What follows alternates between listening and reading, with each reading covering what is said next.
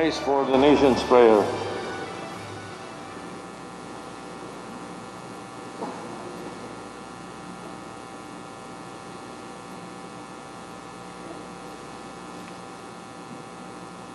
Makapangyarihang Allah, Makapangyarihang Ama, Makapangyarihang Ama, Makapangyarihang Ama, may gawad ng langit at lupa, bagamat kayo ang taas-taas sa hari, kayo naman ang aming Diyos, na lubusang mga bagay, at ang inyong kabaitan ay walang mahal. buong pagpapakumbaba kaming lumalapit at humihingi ng inyong kapatawaran sa aming mga pagkakasala sa isa't isa, sa aming pagwawalang bahala, sa kalikasan at sa iba pa ninyong mga nilikha. Hilumin ninyo kami, ang aming mga karagatan at mga kagubatan, marapatin na muling maging daliwan ng inyong mga biyaya. sapagkat kayo ay patuloy na namamayani sa lahat, maging sa salot na aming kinatatakutan. tulungan ninyo kami na mahanap ang lunas sa laganap ng pagdurusa. Mangusap sa bawat puso namin, muling ipadama sa amin ang inyong pag-aadya. Patatagin ninyo ang mga kumakalinga sa mga may sakit, ang mga patuloy na nangangailangan sa amin, gantipalaan at pagpalain ang mga tumutulong sa nangangailangan, nang sila ay patuloy na tumatalima sa inyong pahiwatig. Itinatalaga namin sa inyong patnubay ang aming Pangulo, Mga namumuno sa pamahalaan at pribadong sektor, Pagbuklo rin kami sa pagharap sa mga hamong darating. Nang may pag-asa at katatagan ng pananampalataya. sa dulot ninyong laya at tagumpay. sapagkat kayo ang aming dakila at kaunahang Panginoon, at ang inyong kaharian ay walang hanggan. Ipinagkatiwala sa inyo ang aming bayan, sa inyong pagmamahal, hinihiling ang aming kaligtasan. Siya nawa. Please remain standing for the singing of the Philippine National Anthem.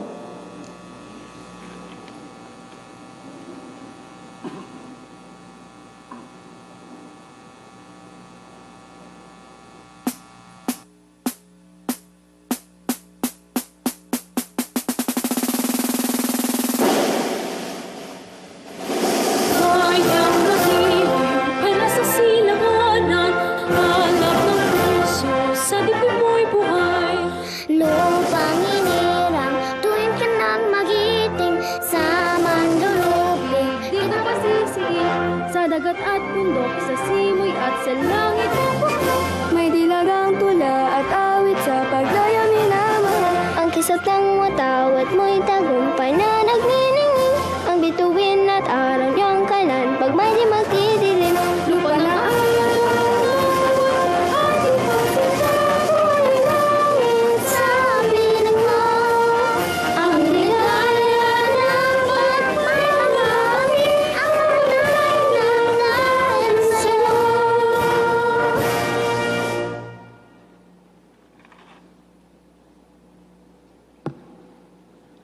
Ladies and gentlemen, honorable members of Congress, the President of the Republic of the Philippines, Rodrigo Roa Duterte.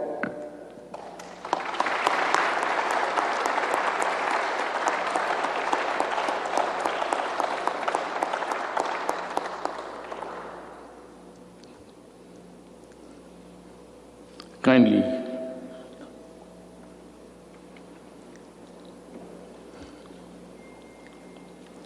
Senate President Vicente Soto III and the honorable members of the Senate, House Speaker Alan Peter Cayetano and the honorable members of the House of Representatives, Vice President Maria Leonor Robredo, former Presidents Joseph Ejercito Estrada and Gloria Macapagal Arroyo, Chief Justice Diosdado Peralta and the Justices of the Supreme Court, His Excellency Munter Mahfoud Salim Almantre, and the esteemed members of the Diplomatic Corps, Executive Secretary Salvador Mindaldia, and the members of the Cabinet, mga mahal kong kababayan.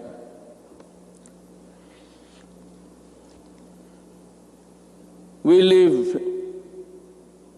in a troubled time. A dream of prosperity for our country was suddenly snuffed by a pandemic virulent virus. No nation was spared. Neither rich nor poor were exempt from the onslaught of this deadly disease. But let us not despair. The vaccine is around the corner.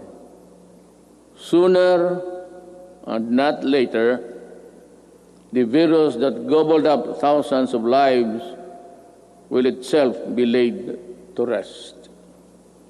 In the meantime, let us express the nation's gratitude to those who courageously and willingly put their lives on the line to serve the people and country. We share the griefs of their families, and no amount of tears can compensate their great losses. My countrymen, it is sad that while government focuses its attention resources to battle the coronavirus, there are those who take advantage of a preoccupied government.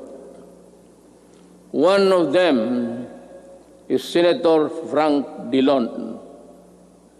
In an interview, he arrogantly mentioned, among others, that oligarchs need not be rich.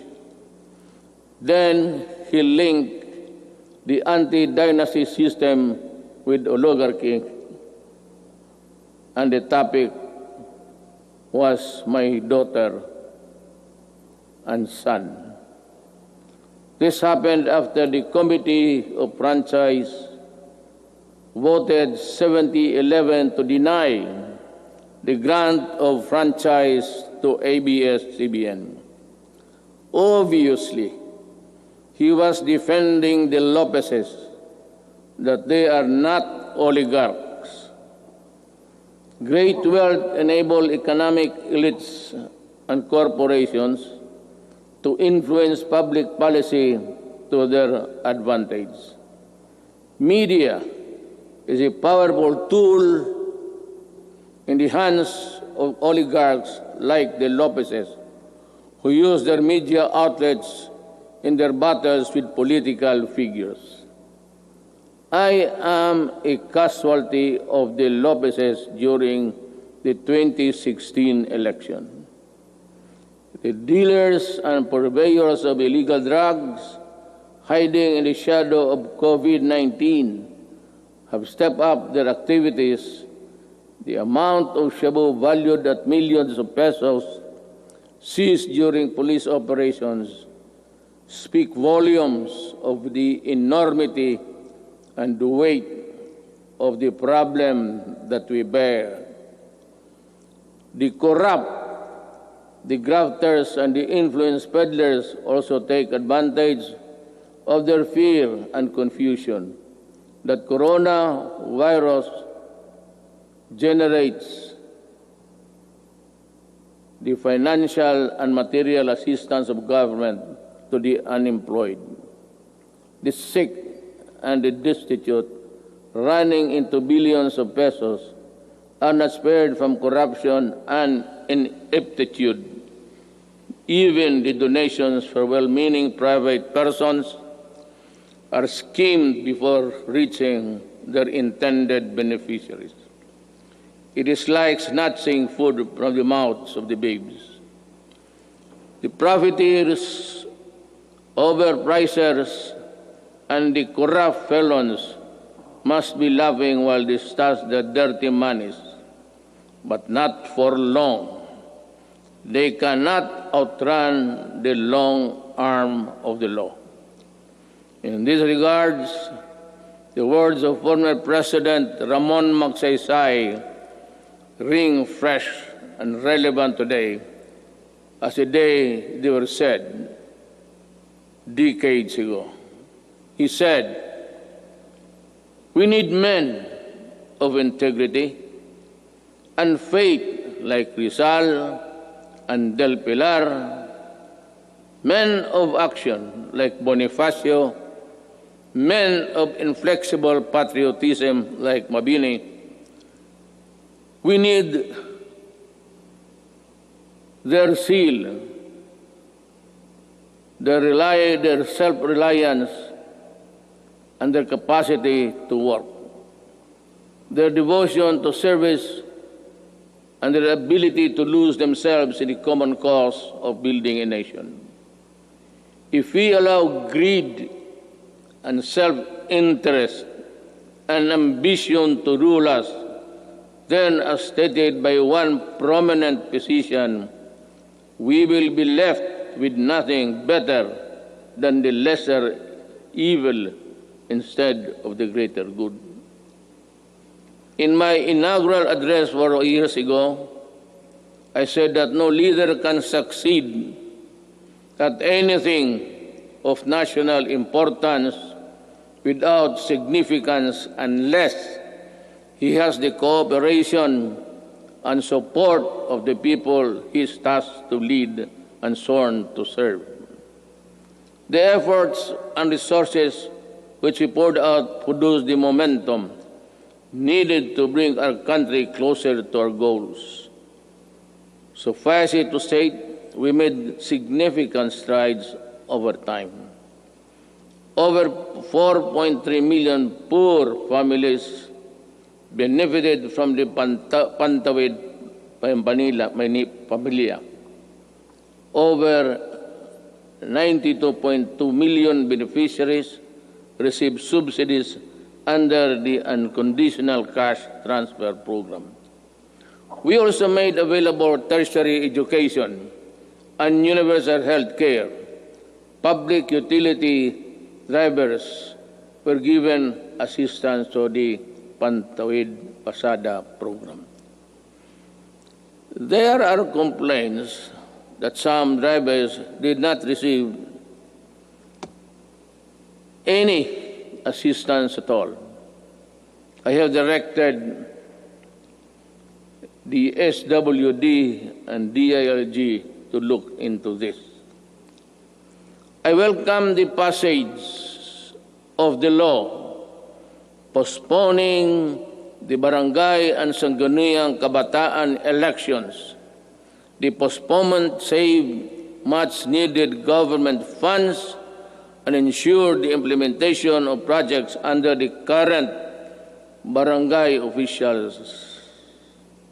In the hindsight, it also saved us from holding the polls while we dealt and continued to deal with the pandemic.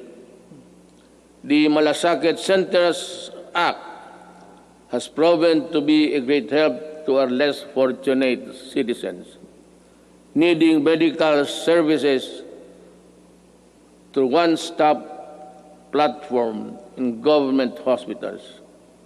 We commend the initiative and work of Senator Bongo in this regard, as well as other significant pieces of legislation as of today. There are 75 Malasakit centers serving Filipinos all over the country. These centers will be of great help in ensuring that our people remain healthy and resilient during these challenging times. The Salary and Standardization Law of 2019 increases the salaries of civilian government workers. I hope that this law will inspire our government workers to perform better and encourage young, brilliant citizens to join public service. I appreciate the law of establishing the National Academy of Sports. We can now give our deserving student athletes the training and the support they need to excel in their chosen field of endeavors. with the commitment of key members of Congress, the Executive Department, the FISGOC, or the Philippine Sports Commission, and the Philippine Olympic Committee, we're bound together with one vision to host the 30th Southeast Asian Games. Our athletes prevailed. More than that, we fostered pride, patriotism, genuine sportsmanship, and camaraderie in our South Asian brothers and sisters. Indeed, we won as one.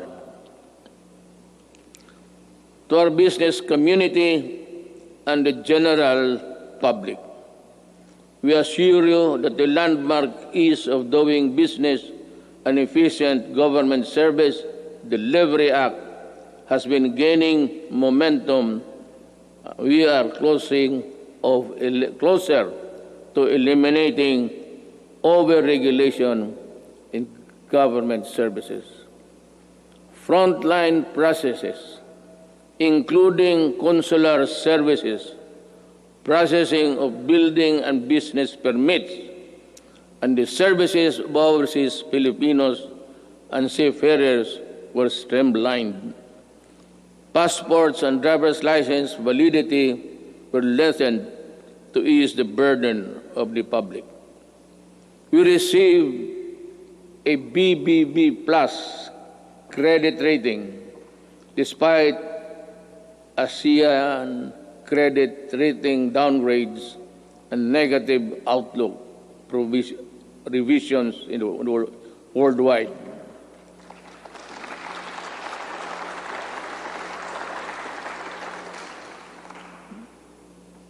The Japan Credit Rating Agency upgraded us from BBB plus to A minus last month. Meanwhile, Moody's has affirmed and maintained the country's ratings at Baa2 rather.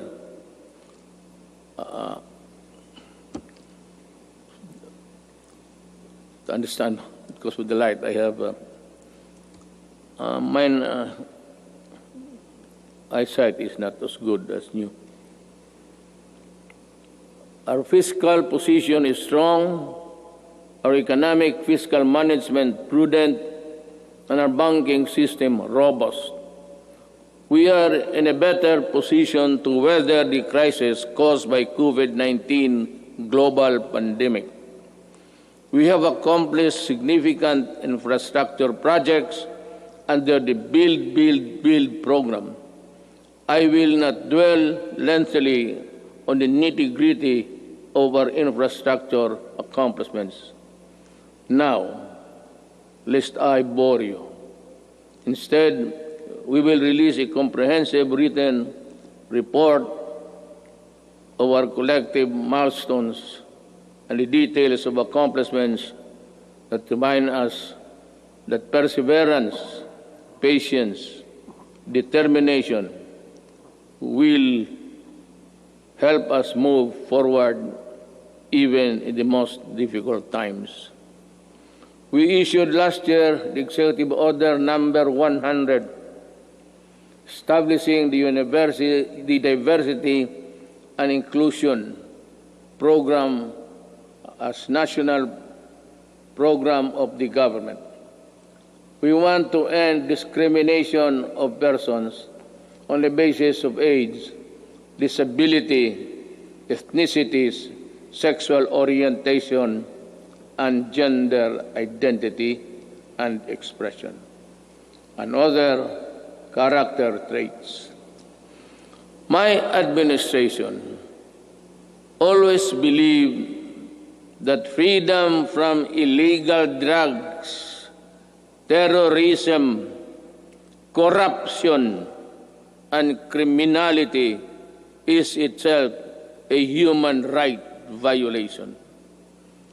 Part of our efforts to uphold human rights is protection of the rights of Children and the Right Against Discrimination, early last year, I signed Executive Order Number 92, creating the National Council Against Child Labor. Government efforts to protect the rights of children will be amplified to prevent, reduce, and eliminate any form of child labor. Our achievements along this line will have been extolled by an overwhelming number of fellow member states in the UN Human Rights Council during its recently held 44th session last June.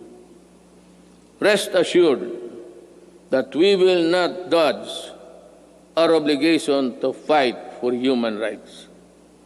My countrymen, there are lessons to be learned from the coronavirus pandemic.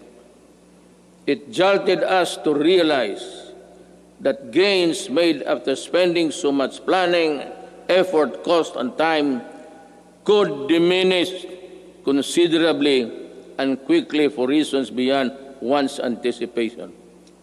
That it is much easier to destroy than build, that in a crisis of national proportion that affects every aspect of human life, government needs to have the support and cooperation of the people if it is to succeed in battling the cause of that crisis. That there are people who ask for compassion but show none themselves. That life, after all, is fickle like the weather. The gains we achieved for the first 3.5 years were put to a test when the pandemic suddenly struck the global community. While I am aware that the road towards a comfortable life would all be far easy if the pandemic had not occurred, and around the rest of the world we suffered.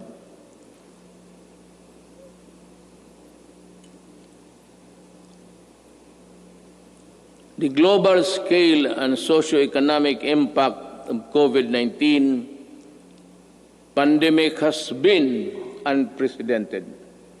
Yet, in the throes of its global health emergency, we have been able to withstand the headwinds generated by this coronavirus. In this regard, I would like to express my gratitude to all those who made possible the steady supply of food, water, basic utilities of our households.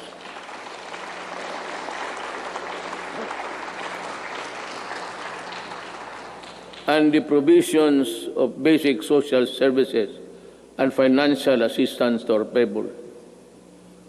Our profound gratitude goes to everyone who helped keep our country's food supply chain running. The valiant soldiers, policemen, and security guards who kept peace and order in our community. The dedicated personnel who kept our essential establishment operational. You showed us kindness and selflessness. You gave us strength. You risked your own lives to serve the greater good in keeping the Filipino spirit of bayanihan.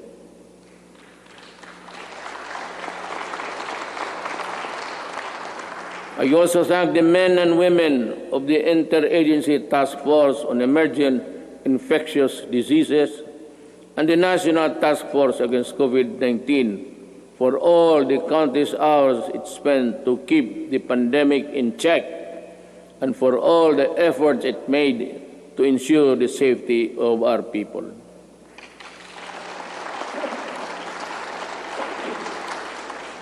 Let me also recognize the efforts of the local government units that step up and initiated their own response measures to contain effects of COVID-19 and its impact to their constituents have been impact to its constituents.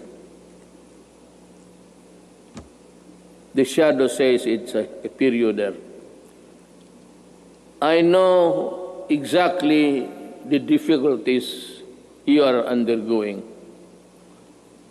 I pray that the officials of each LGU in our country, from the barangay to the autonomous regions, would set aside partisan politics and selfish interests to do what is right and good for all.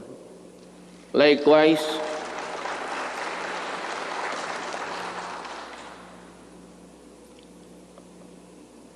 I likewise issued Executive Order Number 104, which imposed ceilings on retail prices of at least 133 drugs and medicines, and directed a continuous review of the retail prices of others. This proved to be providential now that we are facing a pandemic. To everyone who helped us in this time of great need, maraming salamat po.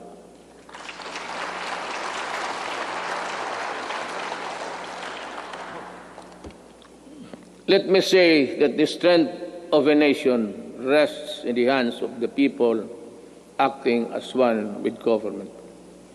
In the pursuit of common goals and objectives, when the pandemic struck, I decided to prioritize life over other considerations according to experts. The intervention that the government had put in place prevented as much as 1.3 to 3.5 million infections. To me, even if the numbers were much lower, it would still be and would have been worth the sacrifice we made. Buhay muna bago lahat. We initially encountered difficulties ramping up our testing capacity. We now have 93 accredited testing laboratories nationwide, and we are aiming to conduct 1.4 million tests by end of July and ensure a quick turnaround time of 48 to 72 hours. Under the Social Amelioration Program, we allotted 2.5 billion or 2.5 billion for poor and low-income households who were affected during this pandemic, who thrive on a no-work, no-pay arrangement. Admittedly, our implementation of the Social Amelioration Program was not perfect, and some opportunists turned crisis into opportunity. We will catch up with you sooner than you think. We came up with the COVID-19 Adjustment Measures Program, extended financial assistance to over 650,000 affected individuals in the formal sector, 110 OFWs abroad, and almost 83,000 repatriated OFWs were also provided temporary wage employment to displace marginal workers through the TUPAD project. Our indigent senior citizens were also provided with a stipend for the rest of the semester of the current year. This health emergency stretched government's resources to its limits. In response to the Office of the President, worked closely with Congress for the quick passage of the Bayanihan to Heal as One Act. May I again reiterate my thanks to you, the men and women of Congress, for the effort you invested in passing that law. I hope that we can get some or the same treatment of clarity, purpose, and the fastness to support the passage of the Bayanihan Recover to Act as One, which is supplement funds for recovery and response against the impact of COVID-19 pandemic. We must facilitate the country's economic recovery.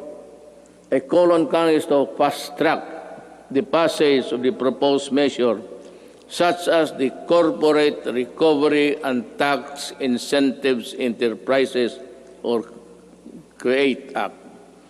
This immediately cuts the corporate income levy from the current 30 to 25% and give government flexibility to grant a combination of fiscal and non-fiscal incentives, among others. The Financial Institutions Strategic Transfer, or First Act, will set up mechanisms allowing banks and other financial institutions to dispose of and transfer non-performing assets and loans to asset management companies similar to the special purpose vehicles. Our economic managers have seen infrastructure investment as an effective tool to help spur high growth, attract investments, create jobs, and achieve financial inclusion for all Filipinos. The DBP has resumed the construction of the North Luzon Expressway Harbor Link, the NLEX-SLEX connector, the Cavite-Laguna Expressway, the Metro Manila Skyway Stage 3, the R1 Bridge Project, the Tarlac-Pangasinan-La Union Expressway Project, and the Subic-Freeport Expressway Project, to name a few. To realize the maximum benefit from the country's investments, the infrastructure projects under the Build, Build, Build program, which are labor and capital intensive, are not mere springboard for the country's swift recovery pandemic. They are economic benefits to be distributed to all corners of the country and push sustainable stability in the urban centers, particularly Manila.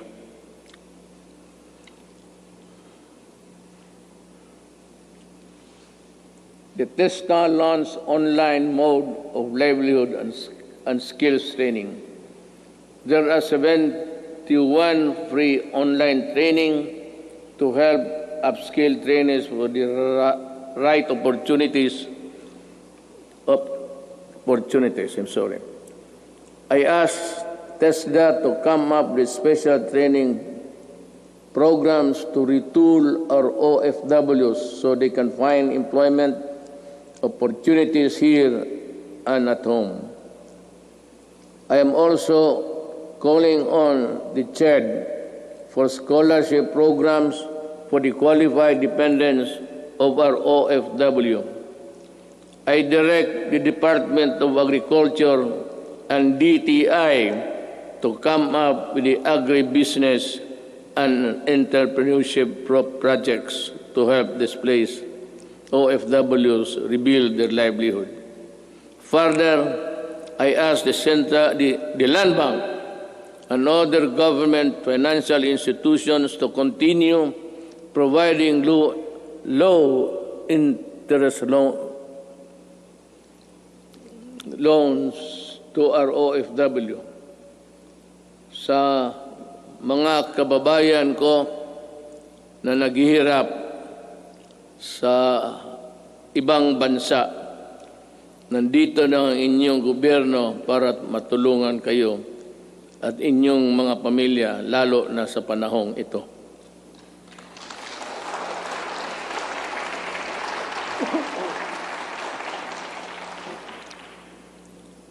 The government will intensify its efforts to help businesses, especially micro, small, and medium enterprises, or MSMEs, by providing responsive government assistance and services capitalization and business operation support as we adapt to the next normal.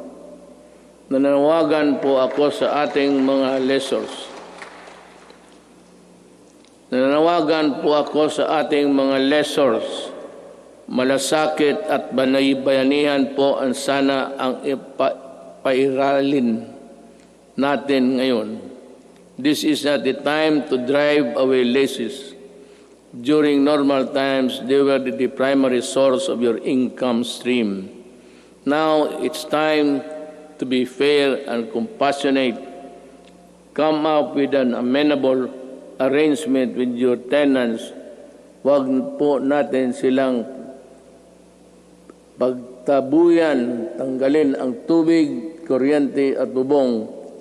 Commercial establishments are requested to give grace periods to allow deferment of payments, especially for MSMEs that were forced to close down during the quarantine period. Let us help them recover.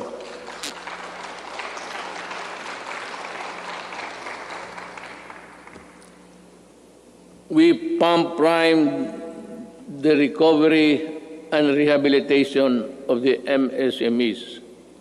The DTI to the Small Business Corporation set up the Philippine 1 billion COVID assistance to restart enterprises or CARES program to provide zero-interest loans for MSMEs affected by the pandemic as of July 10, 2020. Over 2,600 loans applications worth more than 182.5 million have been approved. We are optimistic that this initiative will help our MSMEs stabilize and recover from their losses. I also join the Bangko Sentral ng Pilipinas and the banks operating in the country to provide regulatory relief for our MSMEs and allow loan payment extension without incurring penalties and charges.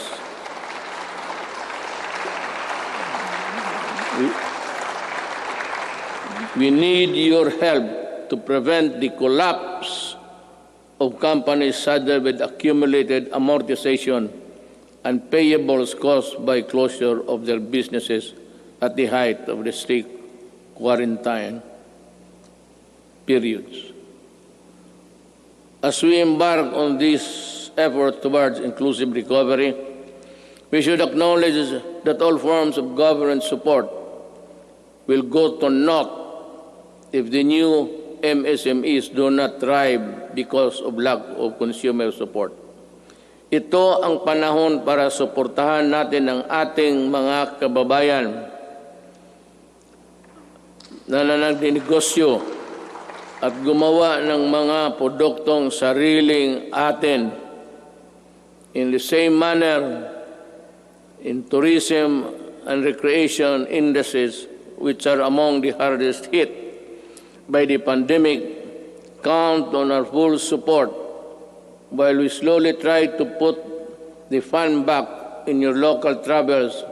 The national government agencies and LGUs must harmonize their policies to boost tourism, ensuring everyone's well-being. We enjoin our people to help boost the economy by traveling locally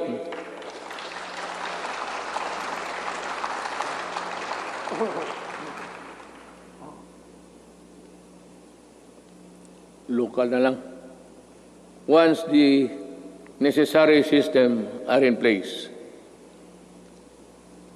The DOST offers its enterprise technology upgrading program to enable businesses to access training that will help them transition to online and contactless operation.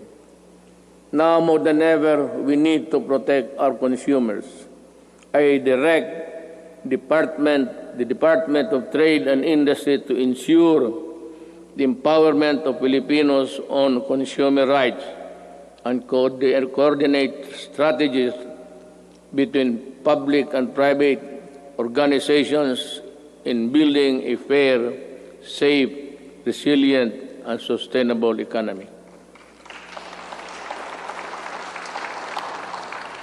There are welcome developments for commerce and industry, but major economic activities take place in borderless environment with the meager regulatory controls. They expose consumers to various risks related to security, data, privacy, and misrepresentation. We must patrol the country's cyberspace and enforce online consumer and data protection and privacy laws. We must run after online scammers and those undermining the people's trust on the online transactions. We must continue to protect Filipinos in the normal and remind the world that we are responsible stewards of data. I am committed to protect both physical and digital lives of our law-abiding countrymen.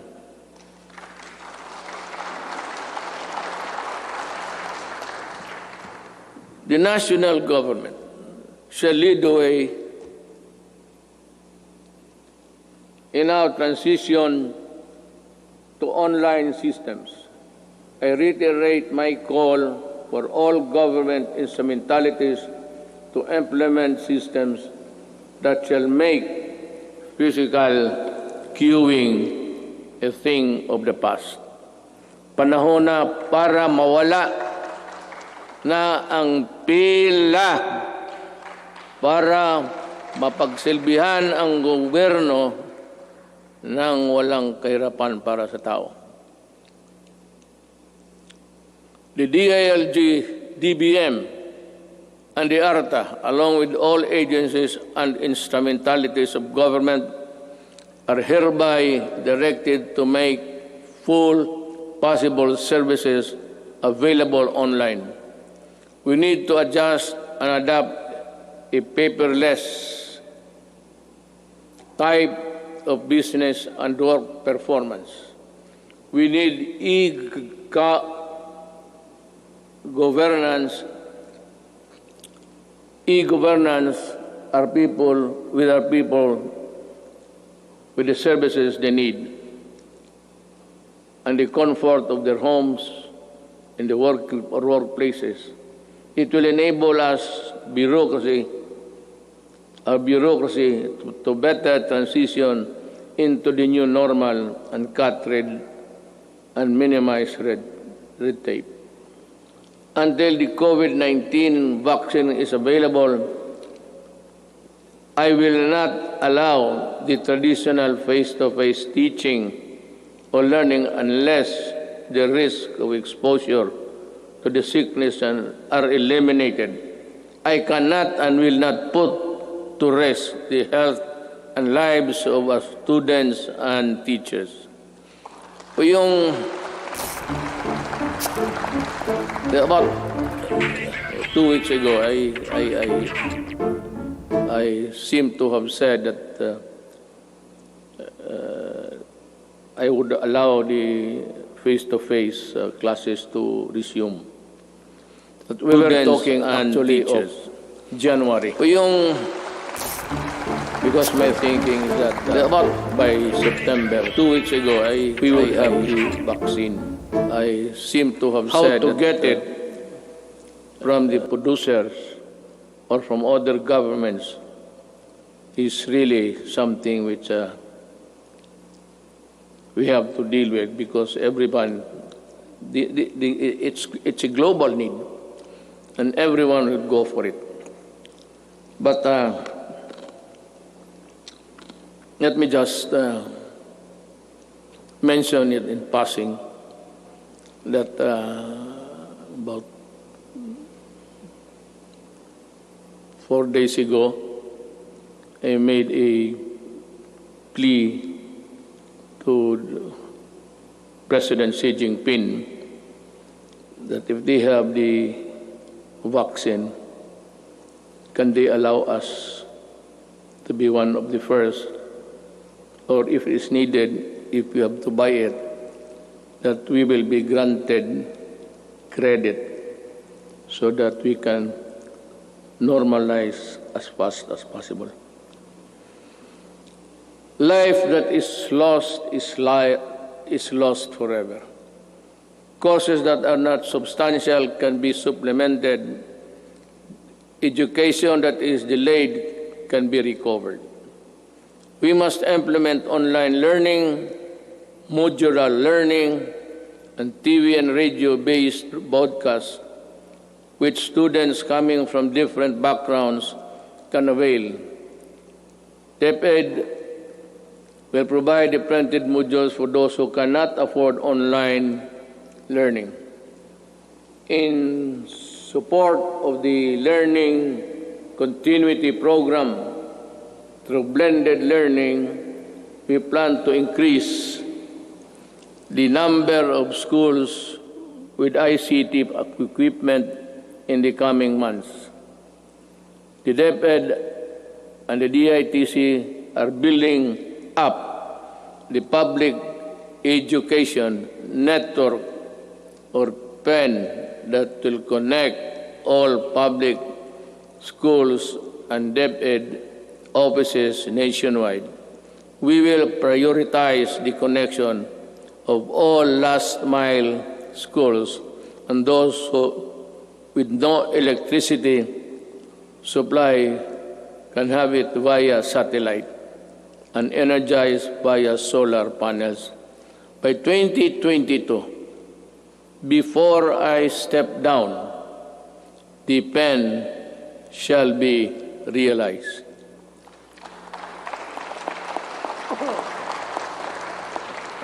I'm referring to the program.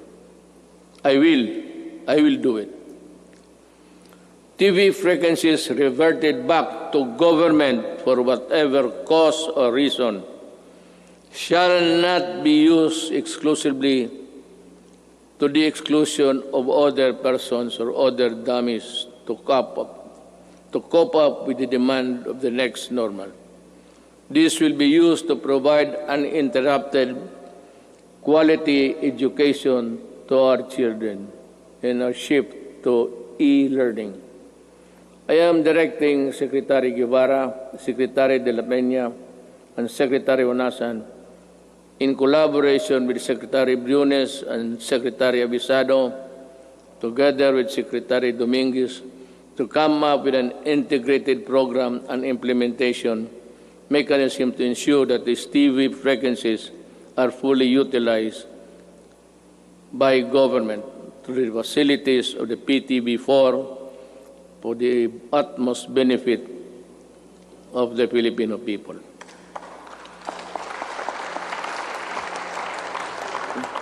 Let me just allow me to segue a little bit. For the remaining 2 years of my term, all that is good that belongs to government, whether it be the airwaves, whether it be the lines, or whatever that is good for the people, will belong to the government, and it should be government who should be given the first option to utilize them. Ang sobra kanila. I call on our communication companies to improve their services lest we be forced to take drastic steps to address the less than deal service that the public is getting from you. Alam mo, sisingit na lang ako dito. I am sometimes you are a government pictured to be weak and incompetent because we cannot really force our mandate. Alam mo itong nagbibigay ng mga public services, you better improve. Huwag naman ninyo kaming pahintayin 10 taon bago kami makakamit ng mga services that the other countries are enjoying. If it's just a question of added capitalization or the infusion of money, go and look for it.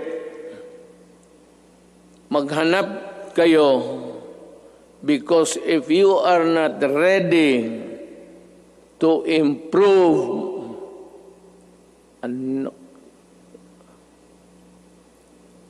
I might just as well close all of you and we revert back to the line telephone. At kukunin ko yan, i-expropriate ko sa gobyerno. Alam mo itong, I'll be straight, smart, pati itong globe, ilang taon na ito? At ang sagot palagi sa akin, the party cannot be rich. Nasaan pala pumunta yung yawa na yun?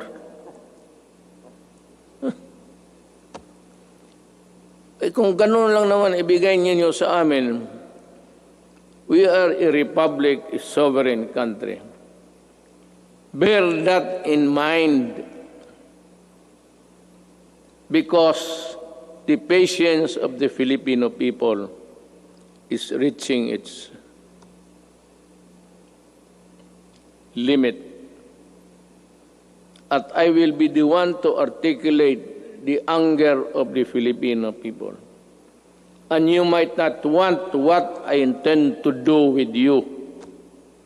Kindly improve the services before December. I want to call Jesus Christ to Bethlehem. Better have that line cleared.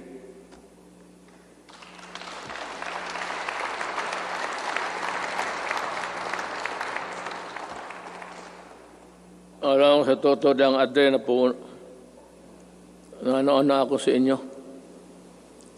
I have been a citizen of this country and parang nilalaro lang ninyong, kayong may pera. Puta. May pera kayo, negosyo kayo. Wala kayong pera, putang, umalis kayo dito. You give us half deals, half cooked transactions, lousy service. Tapos ang tao nagbabayad. Tell us now if you cannot really improve on it, because I will work. By December, I have 2 years. The next 2 years will be spent improving the telecommunications of this country. Without you, I will find a way. I will talk to Congress and find a way how to do it.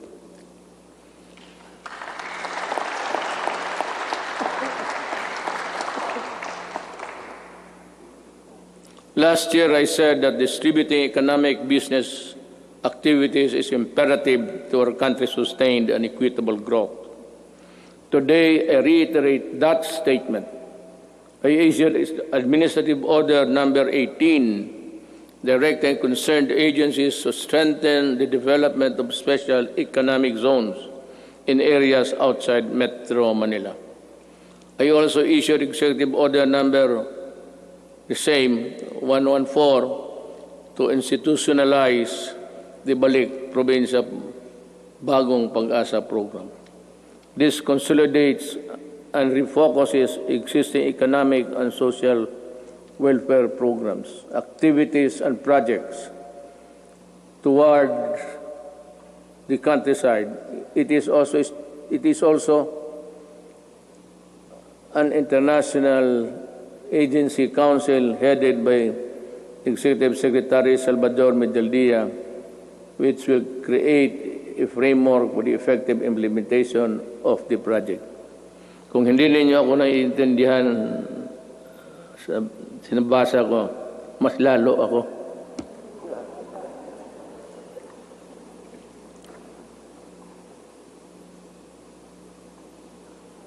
In 2021, we aim to increase access to healthcare services by continuously hiring and deploying more than 20,000 health professionals.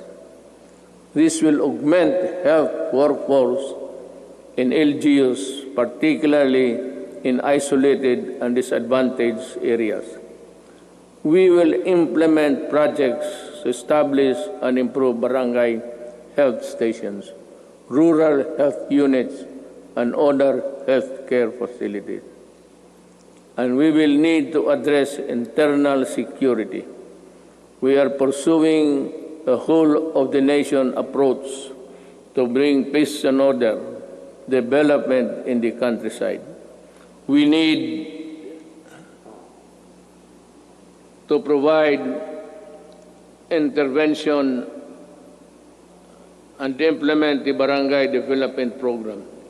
This will provide cleared and threatened communities. This refers to a program where the armed forces would play a vital role in the one nation approach. This is what it's meant by this.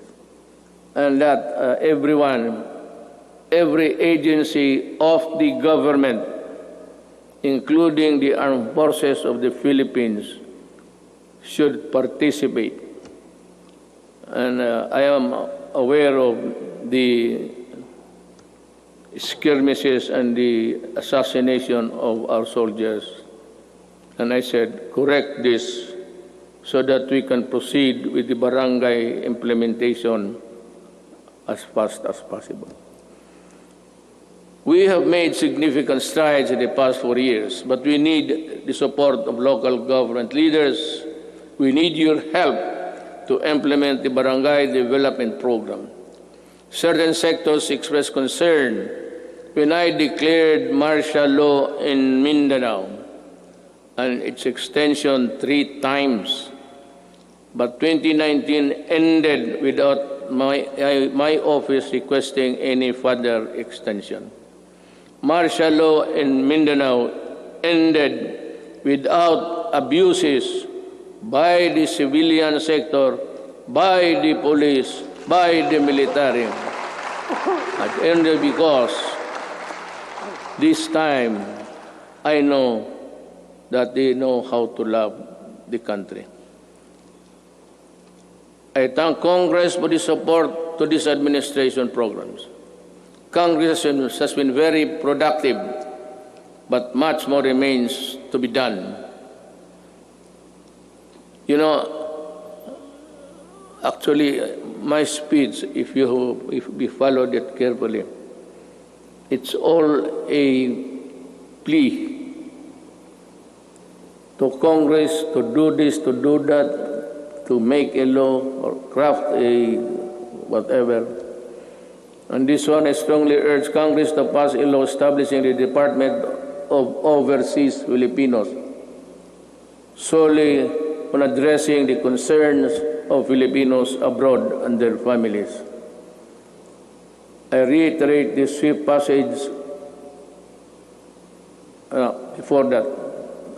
before this. Kawawa kasi itong ating mga overseas. If it's only an office there in the Labor Department, they are overworked or for whatever reason, their needs, their pleas are not really attended to with dispatch and with care. Yung OFW, pati itong ano ngayon, ito yung sinabi ko kanina, I will go for it. We will need it to help them. I reiterate the swift passage of a law reviving the death penalty by lethal injection for crimes specified under the Comprehensive Dangerous Act of 2002. I did not hear so much clapping, so I presume that they are not interested. Wala kang...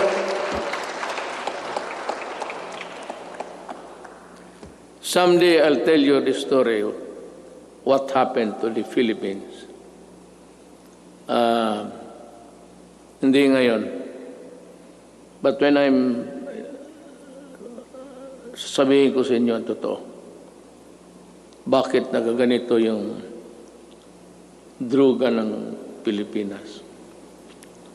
Why the drug syndicates continue to operate just like the countries of Colombia, Mexico, and it is being played inside the national penitentiaries. Para tayong talagang binababoy tayo ng wala. Sabihin ko sa inyo. But this is not a time for storytelling. SONA kasi ito. So dito na. This law will not only help us deter criminality, but also save our children from the dangers posed by the illegal and dangerous drugs. May I be allowed with the indulgence of the body?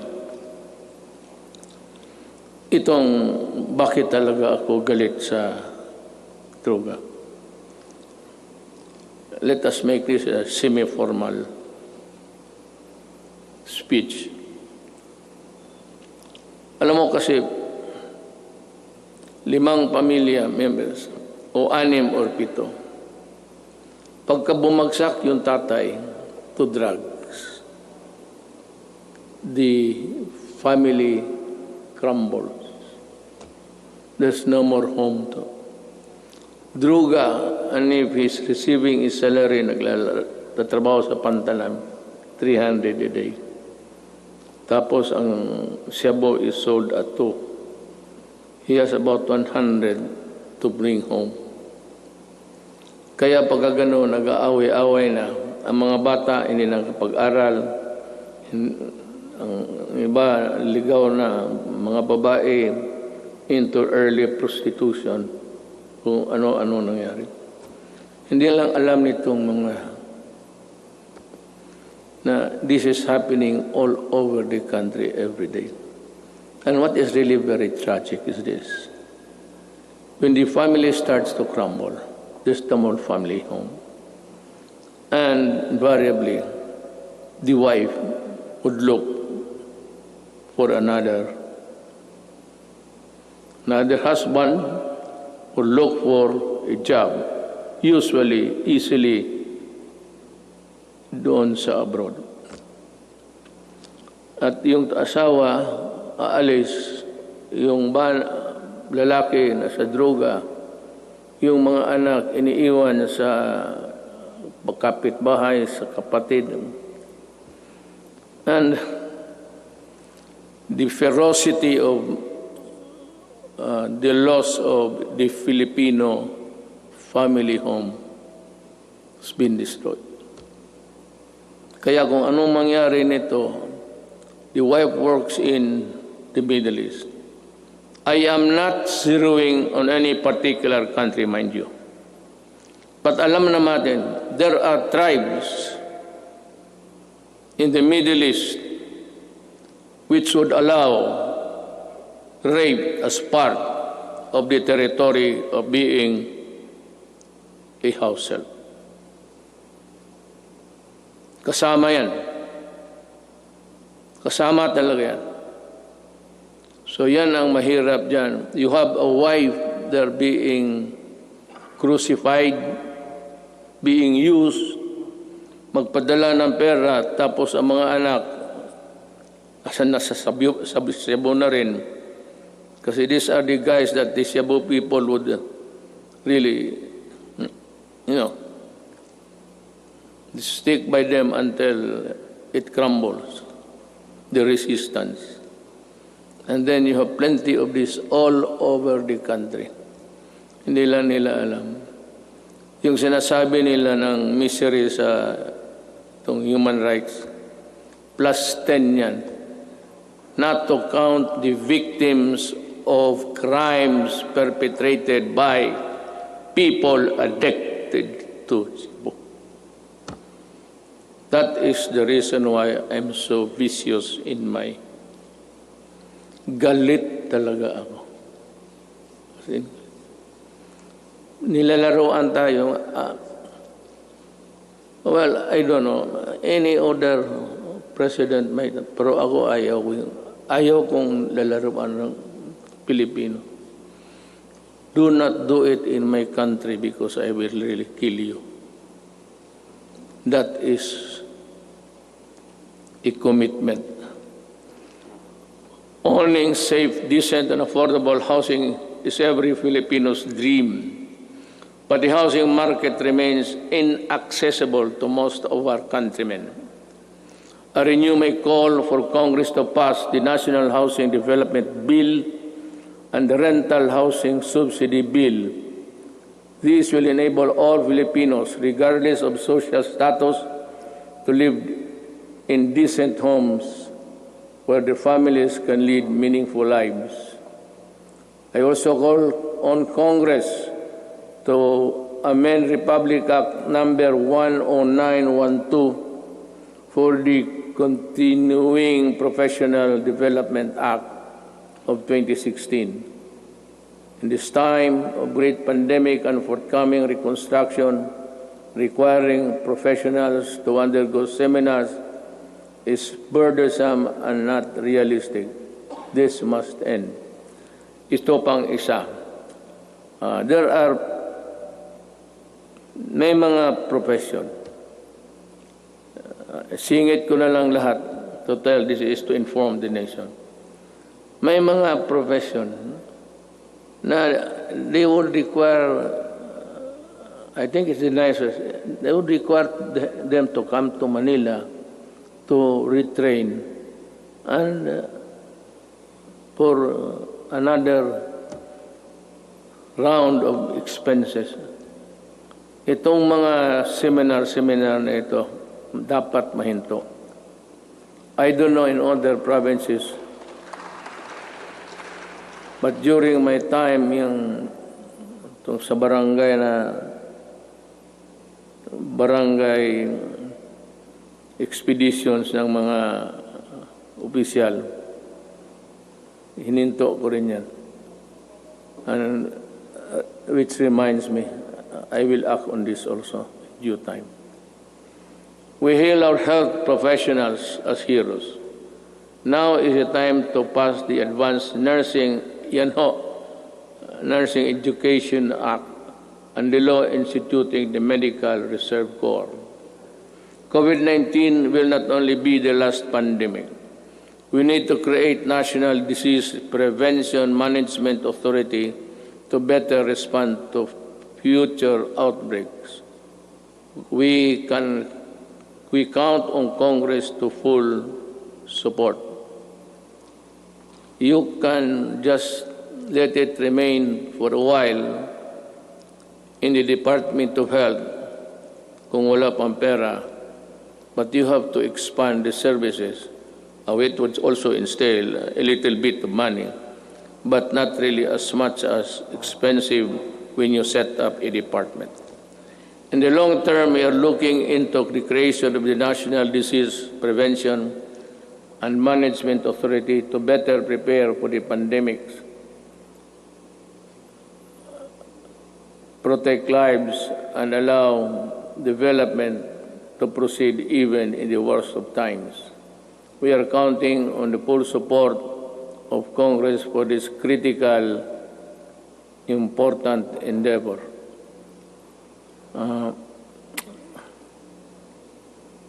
I don't know, but I leave it to Congress to really. It's another department. There seems that it could be a multi-layer, redundant thing between the health and the proposed department.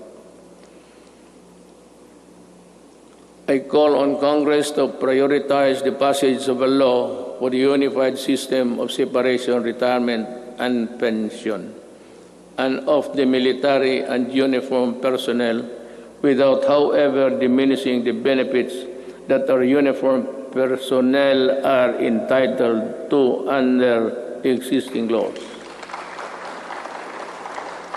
There is a need to adjust the pension system, which will be applicable only to the newly hired uniformed personnel, so as not to cause a ballooning effect against the budget of the military in the years to come, and yet maintain the pension benefits those already in service under the present law. This issue needs a solution now. Umpisahan natin ngayon para hindi na maging problema sa sunod na mga taon.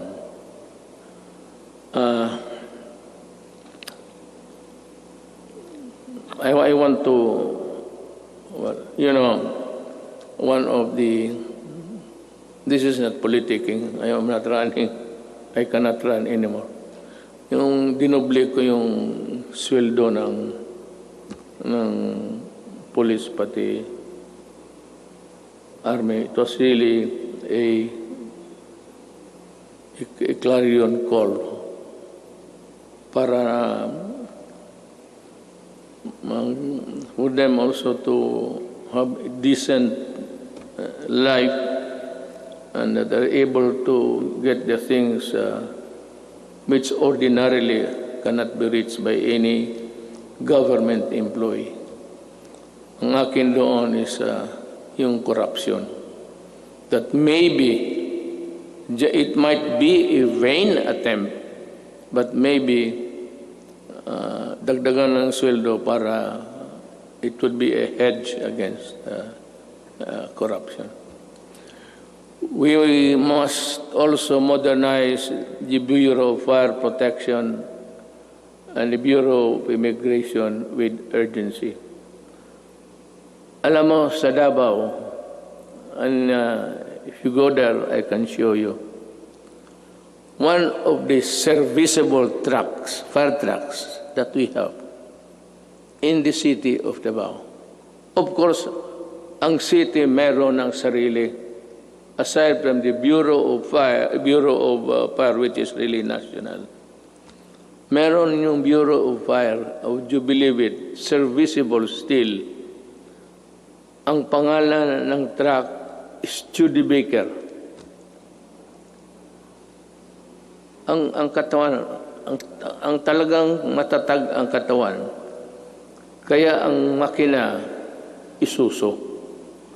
Pero okay pa rin. It can put out. But totoo. This is how this Bureau of Fire issue medyo na overlook natin ng matagal. I emphasize the creation of the Department of Disaster Resilience and our people's safety, which cannot be delegated to any council or commission.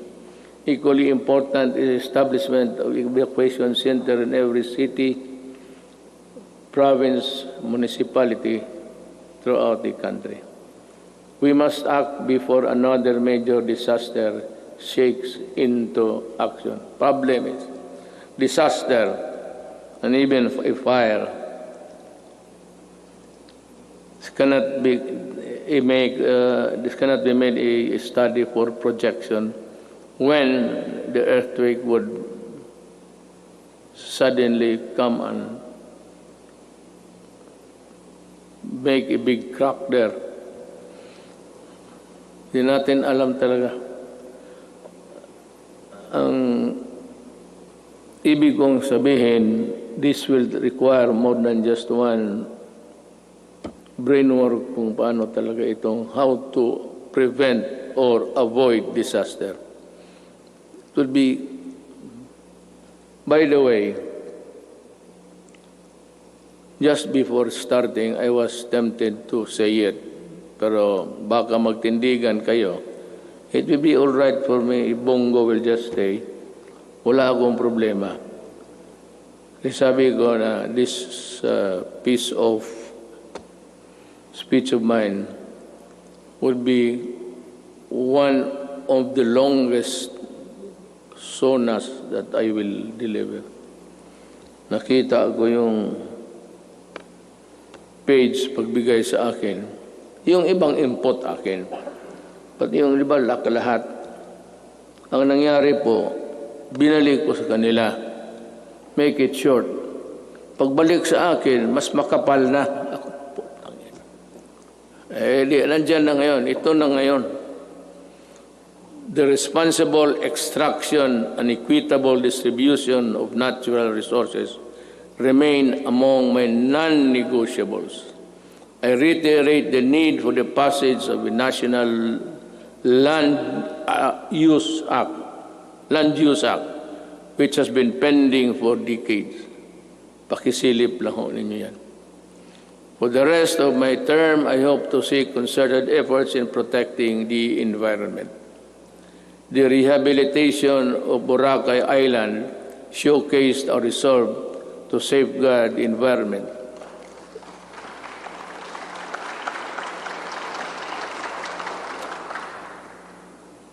Boracay is doing well because of its scenery. If it's only a coconut and a black sand, white sand and water, wala yan. Pero you add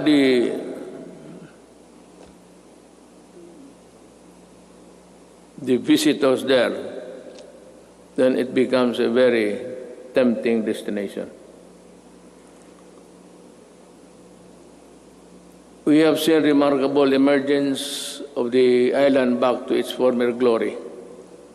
I want this sustained. I ask Congress to enact a law creating, importante ito, the Boracay Island Authority, or BIDA.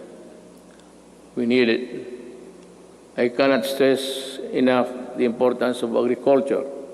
The growth of our economy depends on a robust agricultural sector.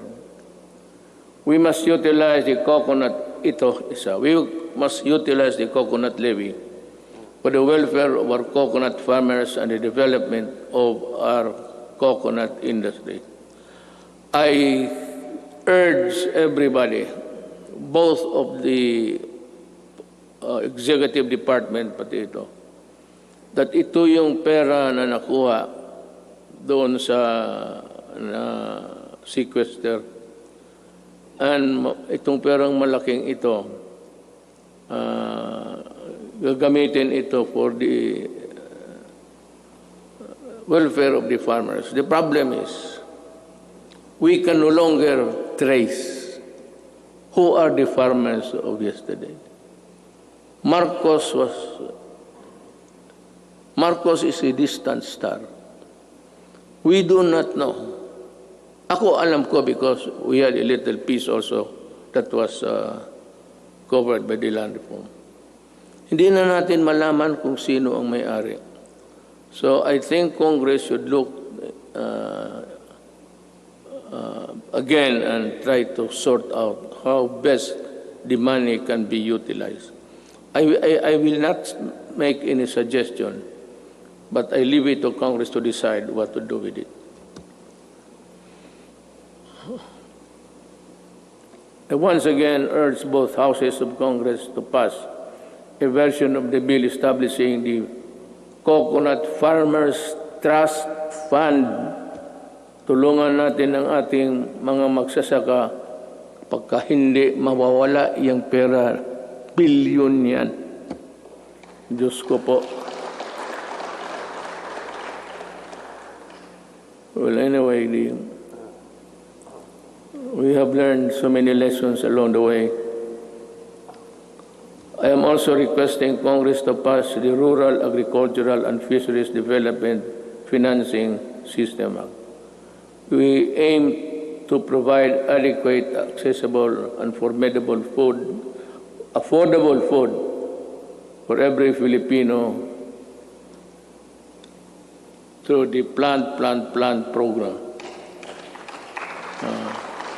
After the build, I think this is easier to achieve. A few good men, few good regional directors, DAR, and dedicated workers down below could make this thing a success. Mas madali ito kaysa build. Ito plant lang eh. It is more of how you try to convince the farmers to cooperate government for their benefit. This 66 billion agricultural stimulus package will help the agricultural and fisheries sector recover. I hope so. We need to build trust and confidence in online transactions, stronger protection on online consumers, and enabling measures for online business needed through the enactment of an Internet Transaction Act. This is very good. I thus direct the Department of Trade and Industry and other relevant agencies to work on it closely with Congress, ensuring that the provisions of the proposed bill are responsive to the needs of the consumers while promoting the growth of e-commerce in the country.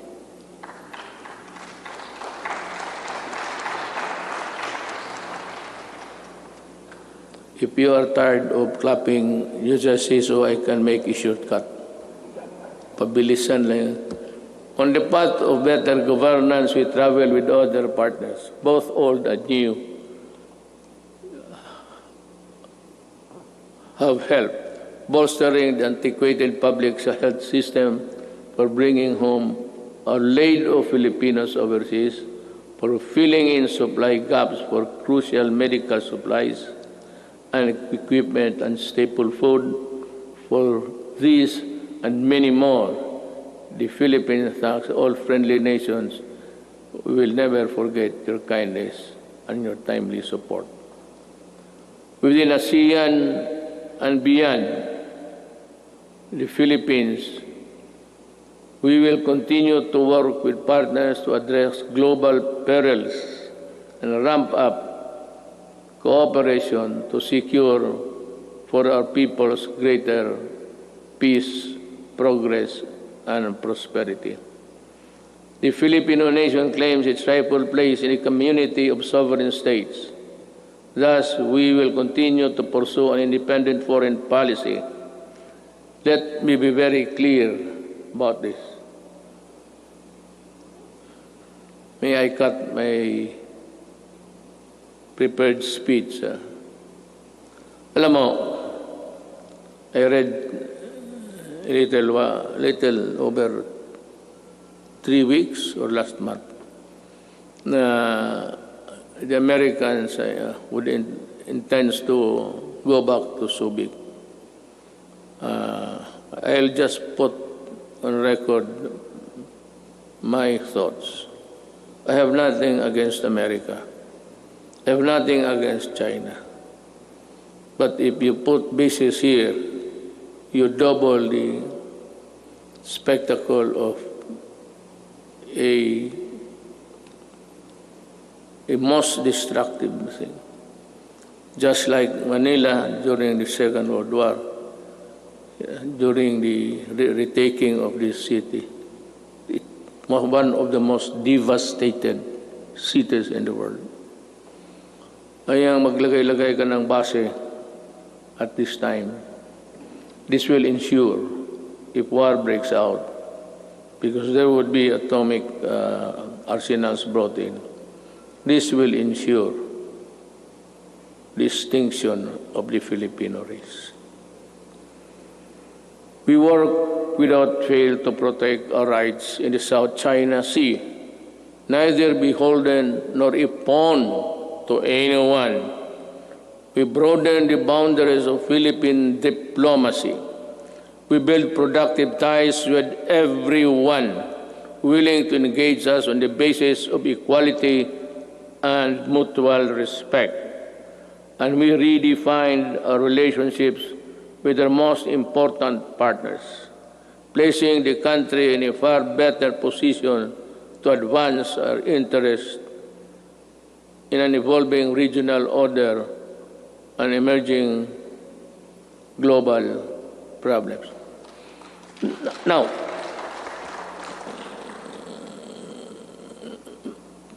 plenty of critics, both sides, claim about nothing has been done to retake forcefully or physically the South China Sea.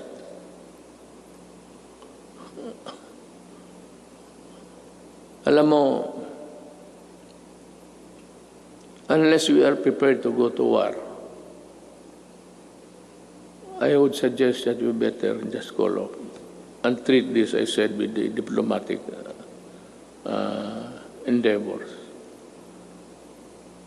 China is claiming it.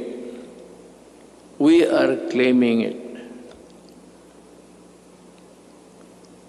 China has the arms. We do not have it. So, it's simple as that. They are in possession of the property. You remember property, you're a lawyer, property rights. They are, it has nothing to do with the Philippine laws on property. But it's akin to, they are in possession. So what can we do? We have to go to war. And I cannot afford it. Maybe some other president can, but I cannot. Inutil ako dyan, sabihin ko sa inyo. And I'm willing to admit it. Talagang inutil ako dyan. Walang magawa. I cannot. The moment I send my Marines there at the coastal shores of Palawan, tinamaan ng cruise missile lahat yan. Hindi pa nga naka-set sail yan eh. Sabog na. Let me see again that the victory in a global battle against COVID-19 would take longer than we expect. Everyone's cooperation is needed. I know that you have, the Filipino people, have sacrificed a lot, but we have no other choice but to work together and to do even more. I must admit that our actions have been far from perfect. Totoo yan. I admit it. And there could be improvements here and there. But all of us in government, including myself, assure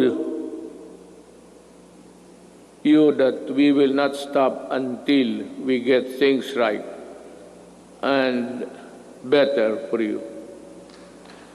I know that many of you are worried not only about health and safety, but also about our ability to move around and ride public transportation.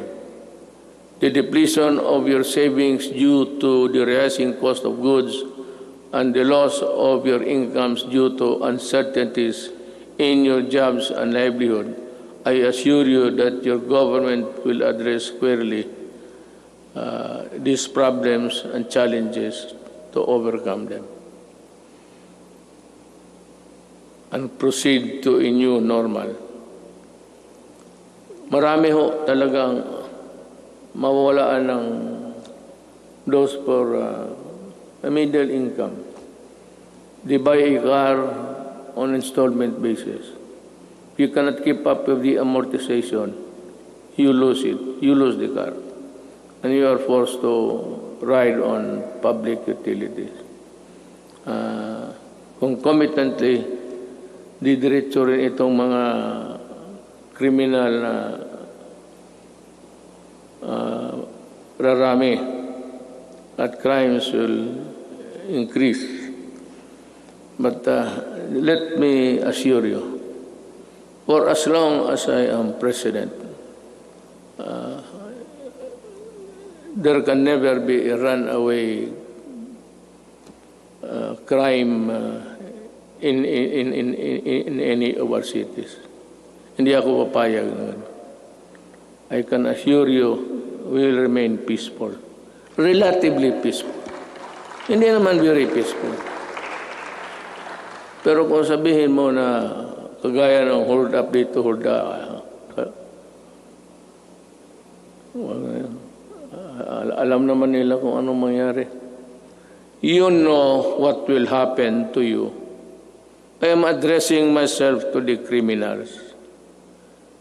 You commit hold-ups, you commit rape, you commit all sorts of things, and you harm the public, then kaaway mo na ako. Pag bumalik kayo sa dati, kagaya noon, patong-patong na naman ang patay dito. Sigurado, hahanapin ko kayo. Do not ever go back to your old ways. Maghanap na lang kayo ng anong trabaho dyan. Magtiis kayo. To open up the economy to pre-COVID-19 levels at this time is not an option because whatever good it can produce will only be gobbled up or be outweighed by the bad it will generate sometimes. Haste makes waste. The recent upsurge of infection, when you open little windows of resumption of business, is proof of that. I am happy that I have talked to you today. You know, in other places, they opened up too early, too soon. America is one. China, well, fortunately, it was arrested on time. China and the rest, for those who open up, and those who do not follow the protocols of at least the World Health Organization, they are suffering. And they have at least 140 deaths. And America, kukulang sila lahat. No nation on earth was really prepared for COVID. No amount of preparation because that kind of microbes visits about once every 100 years. Wala man yung mga tatay natin. What they suffered was Second World War. But tayo, we are not ready and therefore we will not gamble with the lives and health of the people. Certainly no one would want to end up in the negative side of the equation. not me, not us.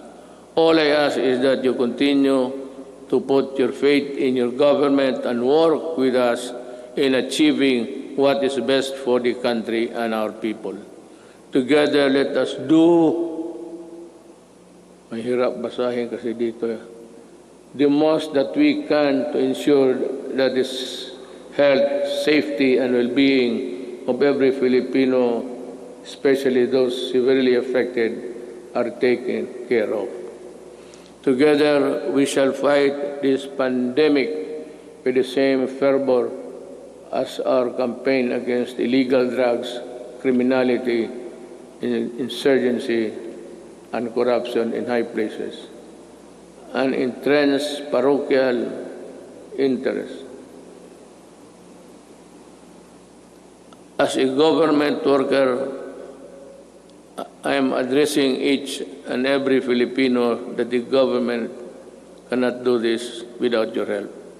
More than ever, we need to reinvigorate the deep-seated Filipino spirit of pakisama and malasakit within each and every one of us. We are being tested as a people and as a nation. Worse times loom ahead, but I do hope that this spirit of solidarity and unity will serve as a drumbeat to which we shall march in unison in our quest for the light at the end of the tunnel. I appeal to each and every Filipino, let us take care of one another. Ito ang panahon para magtulungan, hindi panahon para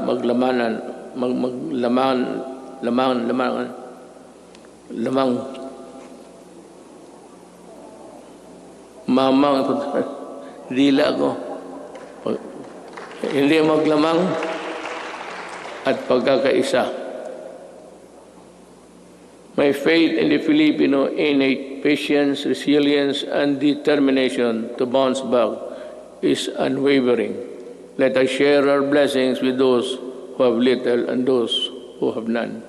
This is the time to bring out the best in us. The woes that weigh heavily on our shoulders may bend our back, but they shall not bend or break our spirit. From the rubbles of adversity, a more resilient and stronger nation, built on bayanihan and pagkakaisa, shall rise. Together, we shall overcome. Before I pardon the time, but it was really the allotted time for my speech, I would just like to give a statement between us sa gobyerno kung hindi tayo nakakaintindihan. You know, Drilon extended, he was defending.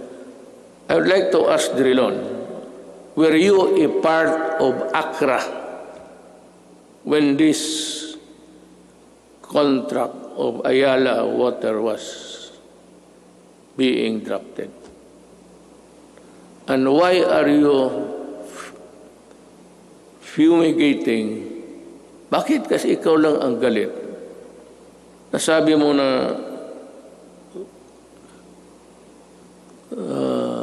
dynasty. You are a hypocrite. You know that you cannot pass an anti-dynasty law. Ikaw nandyan sa Congress, ikaw ang mauna dito. But you know, to take it against me for protecting my country is something which I really resent.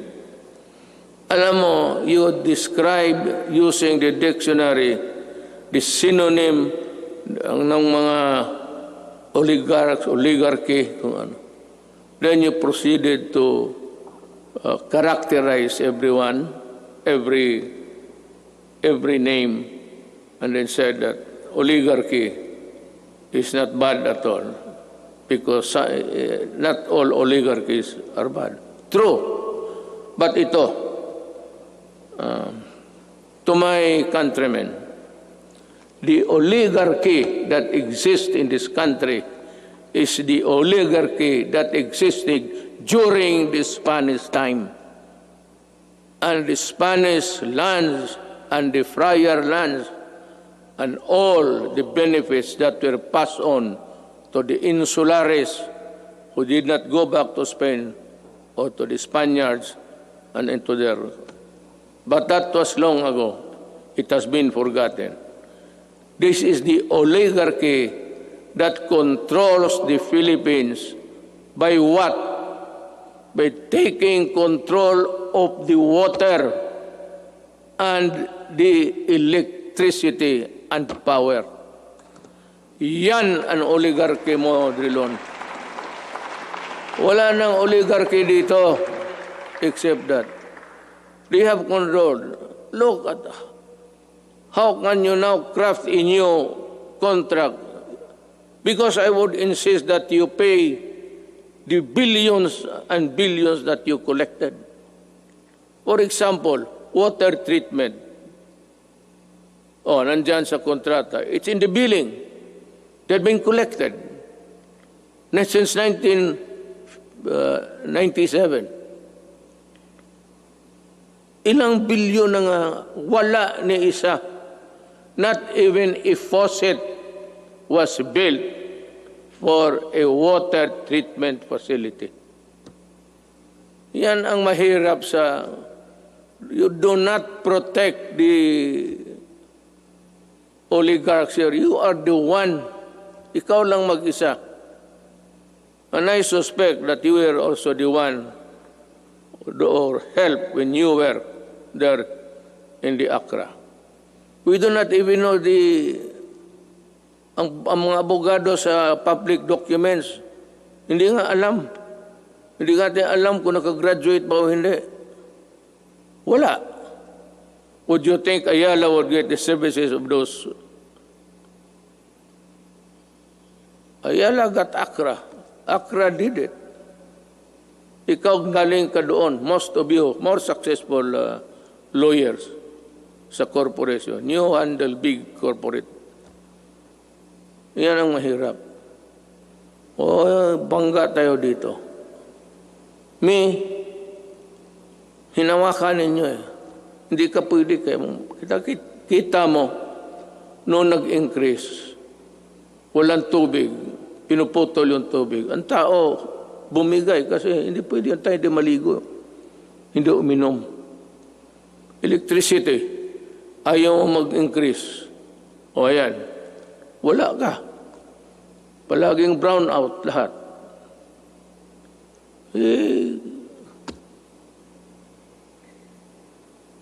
I'm sorry, but I have to say this to you. I do not like it. It's not the time for it. But since it is the time for the SONA, for people to know and people to really get the facts, then, and the right of the people to be heard. Tayo na naman ang tao magsano. Hinawakan ninyo yung tubig, pati electricity. Yun ang oligarchy. Kaya ako sinabi ko noong kumpanya, corruption is not here. Yung mga customs, maliit yan. It's there upstairs. And I was really unprovidential. Dumating yung panahon na hindi ko hiningi. Then I saw the contract. Nung nakita ko yung contract na. Tsaka yung linya na yung choice, yung linya ng it belongs to government. The best of the transmission lines, whatever, government gets it first before anybody else. Thank you. I am through.